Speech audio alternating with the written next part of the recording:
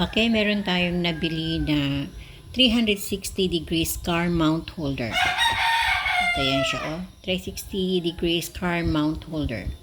So, ito ang itsura niya. Tapos, ina-unbox na natin. So, ito ang laman niya. So, ito ang laman niya, guys. Yan.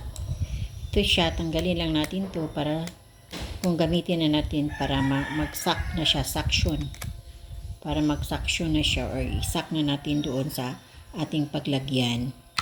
At saka ito yung paglagyan ng ating phone. Yan siya. So, ito siya, pwede natin iganyan. Oo. Ganyan siya. Then, paano siya, pabalik siya, ipindutin lang ito. Oh. Ipindutin lang to siya.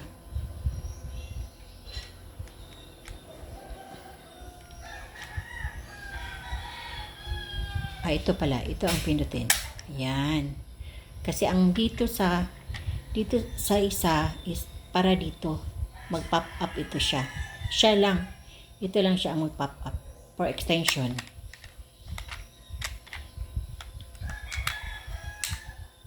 Yan. Yan siya. So, kung ilagay na natin yung phone natin para ano siya, bali maging humigpit na siya. So, i-ano lang natin, i-adjust. Ganyan, i-adjust. Ito din, adjust. Ganon. So, kung ibalik natin i-loosen natin siya. So, ano na lang, pindutin to. Yan. At saka ito. Lalayan na lang. Yan. So, ito siya, guys. Paano ito na kung ilagay na natin doon sa surface, tanggalin itong cellophane, din ito ang ano niya, guys, yung tawag yan, yung pangpahigpit, palak siya. Yan. Ito din, meron din dito. Nakita mo? Yan siya. On and off. Loosen, pang-loose or ano siya, pahigpit. Palak. So, ito siya para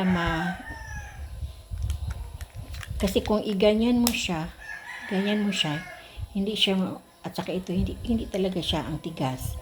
So, ang gawin pala, guys, ito siya, itong gilid, i-push mo lang.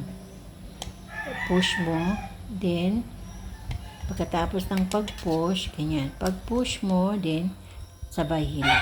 Ayan, adjustment. Ito ding isa, i-push mo siya, then, sabay hila. Saka ito din. Push mo siya, then, sabay hila. Okay? So, ang paglagay nito, yan siya, di ba may hole, no? May hole. So, ang paglagay nito, dito kasi ito ang dala ng camera natin, yung cellphone natin. So merong ano dito, bilog. So ang paglagay nito, diinin mo lang siya. Diinin mo lang talaga ang paglagay nito. Yan na, hindi makita, no? Okay. Yan siya. Yan. Diinin natin, guys, ha. Okay, diinin natin. Ganyan. Diin mo lang talaga, diin mo.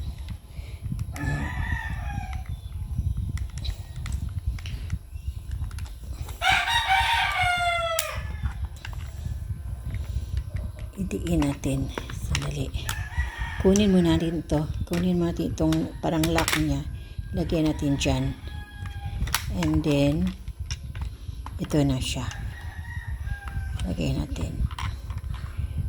Ayan. Okay na. Then, ito ang pangpahigpit niya. Panglock. Yan siya. Okay, yan siya. Tapos, ito siya ay maikot. Iikot-ikot siya. Pwede yan siya maikot. Yan na. Kung saan ang gusto mo na kunin na video or picture, ikot mo lang yung camera mo. Okay, sa adjustment, pwede dyan sa surface ng dashboard ng car o kahit saan. And then, i-adjust mo lang siya. To then,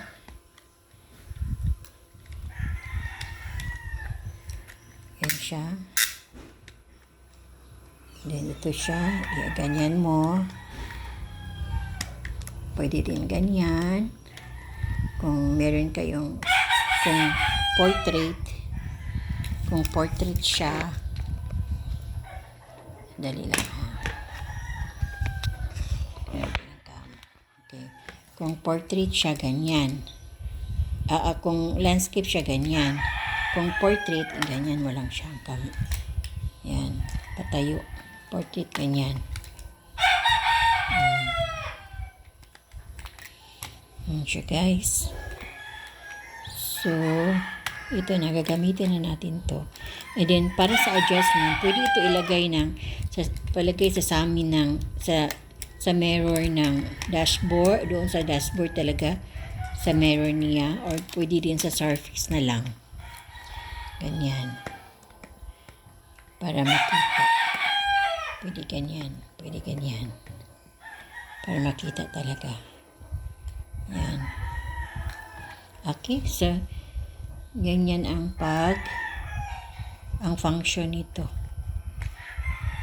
Okay, kanina nahirapan ako kung paano ito hindi ma-adjust ang tigas. So, pindutin lang pala to. Pindutin siya. At saka itong bilog na to, tanggalin mo muna to. Itong lock niya, ipasok mo muna dito. And then, ipasok yung bilog, ipasok mo doon, idiin mo dito. And then, saka mo ito ilock. Okay, so, yan lang ang ating natutunan sa car mount na ito. Okay, thank you.